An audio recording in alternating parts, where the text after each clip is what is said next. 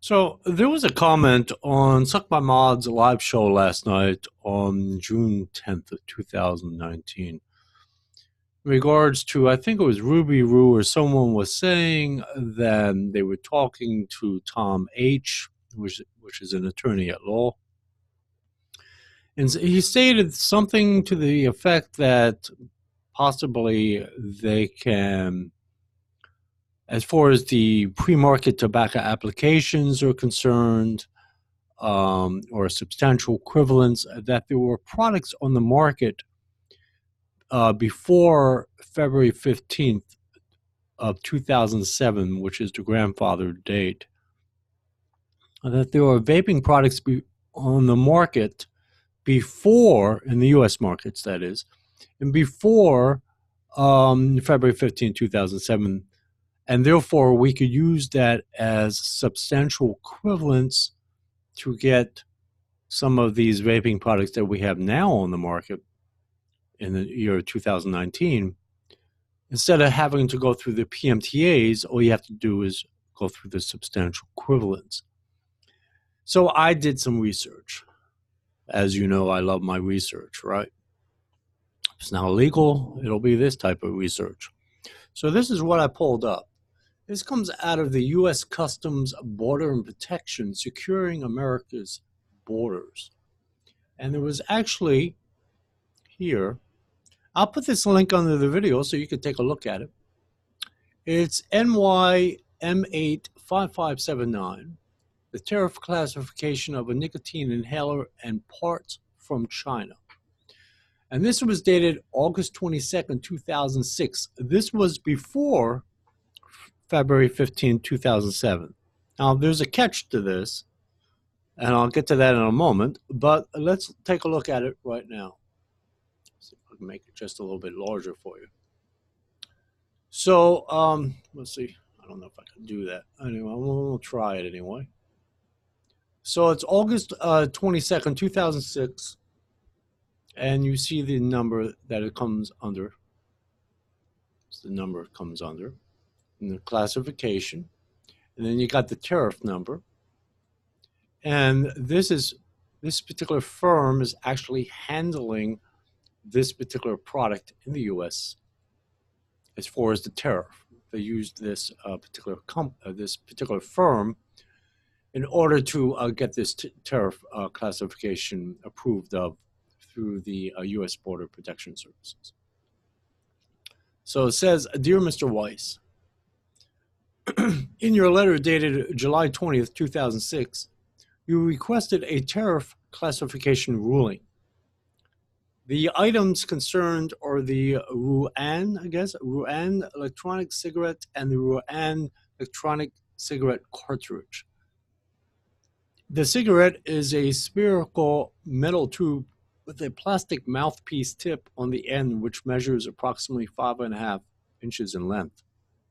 Inside the tube are a sensor, electronic atomizer, integrated circuits, and a lithium-ion battery. The spherical, cartridge is attached to a plastic mouthpiece tip and contains nicotine and propylene glycol. The purpose of the Ruan,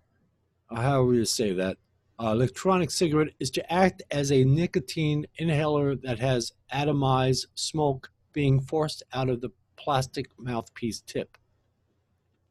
You state that these items will be marketed in 5 different packages. 1 electronic cigarette with 2 rechargeable 3.7 volt batteries. 2 electronic cigarette with 2 rechargeable 3.7 volt batteries and 5 cartridges. 3 5 cartridges, 10 cartridges, and 20 cartridges. The applicable classification subheading of the Ruan electronic cigarette with batteries and the Ruan electronic cigarette batteries and cartridges will be, and you see it, harmonized tariff schedule of the United States, which provides for electrical apparatus having individual functions, not specified or included elsewhere, other apparatus, other, the rate of duty will be 2.6%.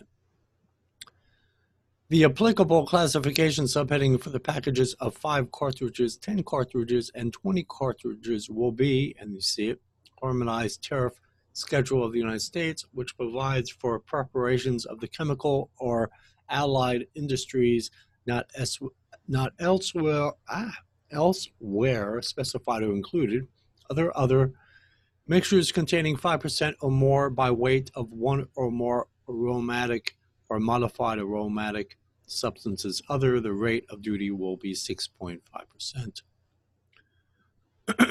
Man, duty rates are provided for your convenience and subject to change. And then you see it. This ruling is being issued under the provisions of Part 177 of the Custom Regulations 19, Code of Federal Regulations 177. A copy of the ruling or the control number indicated above should be provided with the entry documents filed at the time this merchandise is imported. And then you see it, sincerely, Robert B. and whatever, Director, National Commodity Specialist Division. So at that time, this is what was approved of. This here, right here. So this was what side? This here wasn't approved of by the FDA, of course, because they didn't regulate these products until August 8th of 2016. Wow, stupid phlegm, I tell you, from the e-liquid. Anyway, thing is this is before February 15th of 2007. Okay, so it was on the U.S. markets and its territories before February 15, 2007, in regards to a sensor, electronic atomizer, integrated circuits, and a lithium-ion battery. Now, so this particular stuff here that you see, and the plastic mouthpiece, of course, the nicotine and propylene glycol, but mainly this here, is grandfathered in. This is grandfathered in. And what is grandfathered in is this. So you see it, so you understand what it looks like. This is what is grandfathered in, this particular picture here you see on the screen. This is where the mouse is at. This is what's grandfathered in. And it came in a little box here in the ruin. You see the ruin where the mouse is at. And these are the two images of the earliest first generation ruin e-cigs. Okay? This is what's grandfathered in. And there have been heat not burn technology grandfathered in via R.J. Reynolds, Philip Morris from the 1980s, things of that nature. Eclipse, Premier, they were called. All right? And we all know about Han Lick and all of that. And then you had this. Then there was two brothers named Umar and Tariq Sheikh, based in the UK, made a big breakthrough when they invented the cartomizer. A cartomizer is a mechanism that integrates the heating coil into the liquid chamber.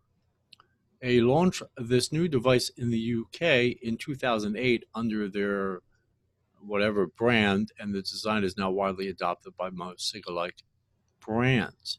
Thing is this is after February 15th of 2007, and this is what it was. It had a battery connector, positive, negative, heater coil, synthetic filler material, and this is what that was. Okay, so the cartomizer came after February 15th of 2007.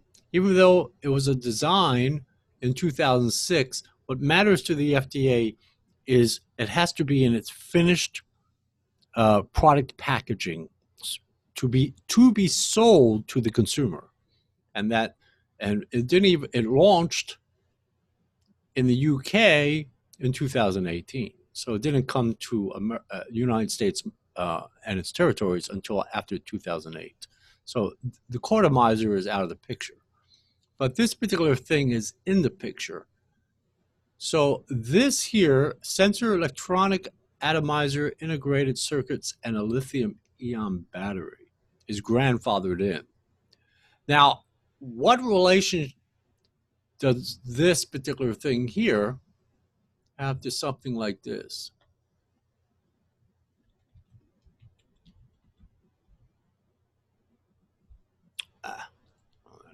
Come out like that. We'll just do the old Vape. See? Which is similar to a degree of these ego batteries, right? This thing here is similar to something like this. Understand? Remember, once again, a sensor, electronic atomizer, integrated circuits, and a lithium-ion battery. See? Now, you have a battery in here, a lithium-ion battery. You have, I guess, integrated circuits in here, not very complex like what we have now, but still there's a circuit in here that's making it operate. You have the electronic atomizer, which would be something like, see, come up on the screen here, or probably like something like this. Something like this, you would have the, I don't know, plastic clearomizer. I think it was like at CE5 or something, was it? I can't remember. I used to vape on this back in 2011, these damn things. Okay. So something like this here, okay? Which is similar to something like this here on the Ruan. I remember this particular product here is grandfathered in because it's before February 15th of 2007. It hit the U.S. markets and its territories as of August 22nd of 2006. Okay? So this little thing here, the mouthpiece, is similar to how this thing here functions. Now this came after, of course, this came after February 15, 2007. But it's similar to this here, right here. And then you have the lithium-ion battery. So in here, as we were looking at, there's a battery inside of here, which is similar to the battery that's in this particular piece here. Okay, so these types of, and like it says, if you read it, it says, inside the tube are a sensor and electronic atomizer. And what I want to know here, before we go any further, what I want to know is if this electronic atomizer is detachable from that Ruan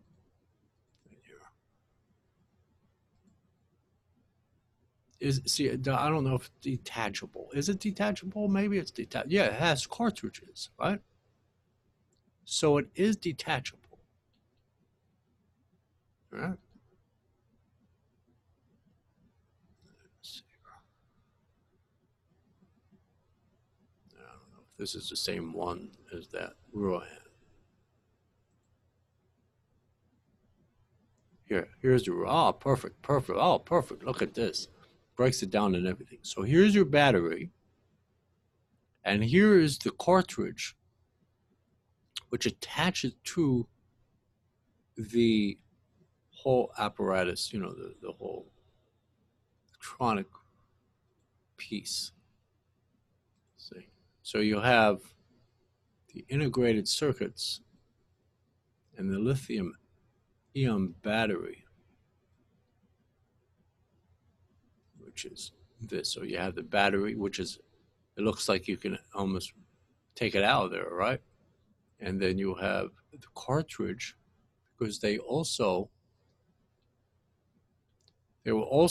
cartridges are also, they predate February 15, 2007 as well. See, not only were they doing the Ruan electronic cigarette with batteries, but they also doing it with cartridges. So these cartridges here They appear to be separate from this particular whole apparatus here, which is similar to something like this. Understand? So, what my point is this. I don't know, of course, RDAs and RDTAs and RTAs and regulated mods, that is electronic nicotine delivery systems. The legal definition is electronic nicotine delivery system. 2 mech mods, hybrid 2 mech mods, fully mechanical box mods. Forget about them damn things, okay? But I'm talking about regulated devices, like a, you know, let me see if I could do this and see if you can see me here. 1 second. Hopefully I don't screw this up. I'm going to just stop the share here for a second. See if we can see me here. Wait 1 second. Just wait a second here. Okay, there you go. Okay, hopefully I unscrew that up. So I could just show you this thing here. Okay, not the RDA. Forget the RDA. Okay, but the mod itself is somewhat. Let me see if I can share that. It's very important. Make this just a little bigger. We don't screw up. But anyway, this mod itself is not at all similar to this thing here, as you see on the screen. It's not similar to this. The battery maybe, but you don't have the board that's like in here, you know, the board that's in here. I don't know why it never picks up the board light up, but you know what the board, when it lights up, it doesn't have that in this. So that's the only problem that it runs into, is that as far as the board itself lighting up, this integrated board that's in this particular, you know, mod here is not substantially or even really similar to this particular thing you're looking at here with the mouse, or to this particular product. See, so the board, when it lights up, see if I can do it. There you go. See that sort of, you saw it for a second. That cannot be grandfathered in, this particular mod. But what could be grandfathered in is this and this. This could very well be grandfathered in. And what that means is, even though this thing here, you see, and this thing here has a manufacturer finished product date after February 15, 2007, because it's substantially similar to this particular product here, and or this particular situation over here, this product here and this product here can very well just have to go through the substantial equivalence process rather than the pre-market tobacco application, even though it's not a closed system. This is not a closed system. It's very close to a closed system, but it's not a closed system, because as we remember, this is not even really a closed system. It appears as a closed system, but it's not a closed system. A closed system would be something like,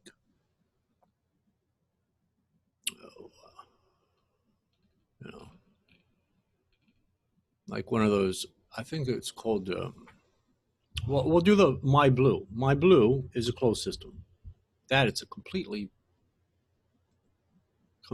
closed system. This little, well, no, that's not a closed system, but, well, it is to a degree. But I'm talking about those sticks. You know what I'm talking about? Maybe not. Maybe a Views. Views, maybe? Nah. Let me see if I can find it 1 second. Like one of these things here. Like, see this here? That there's no detachable. There's nothing detachable to it. You know what I'm saying? Like, this is still detachable. But, you know, that's probably... Let me pause this and find something. Wait 1 second. See, something like this, it's a closed system. Okay? This right here is a closed system, completely closed. It can't be, you know, detached. This piece here where the mouse is at cannot be detached from that. But the point is, anyway, I don't want to get too off on that. But the point is this thing here, okay, it has a detachable atomizer part, like it says here, electronic atomizer. Okay, and as you remember over here, where did that go? Here you go. See, it detaches from this part here. So this here and this here is substantially similar to this, or to that, or to this. And being as that's the case, this is grandfathered in.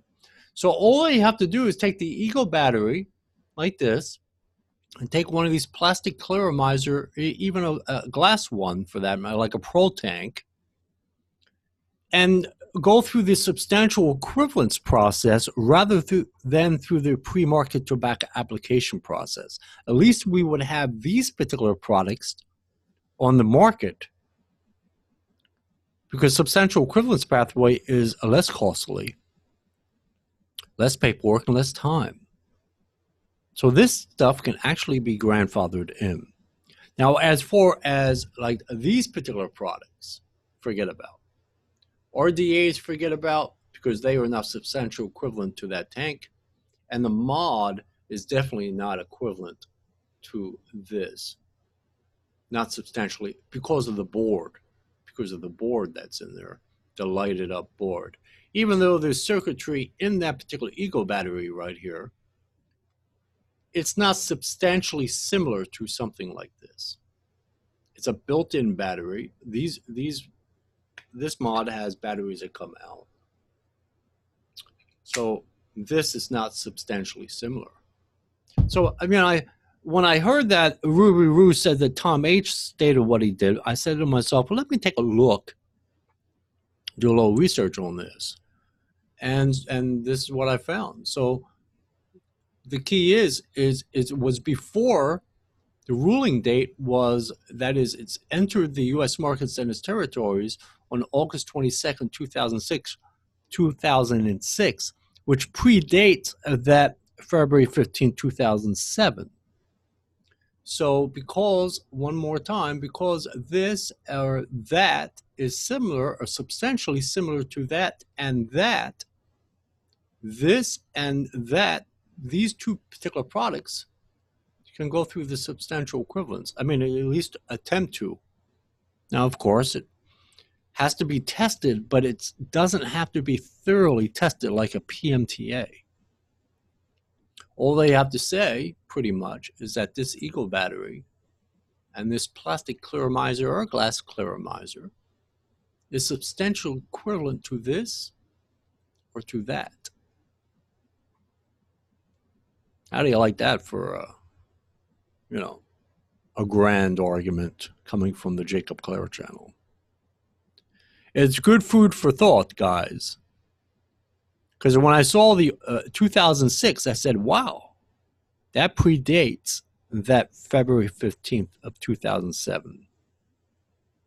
Just a thought out there. Just a thought. Anyway, you guys have a good one. Bye-bye.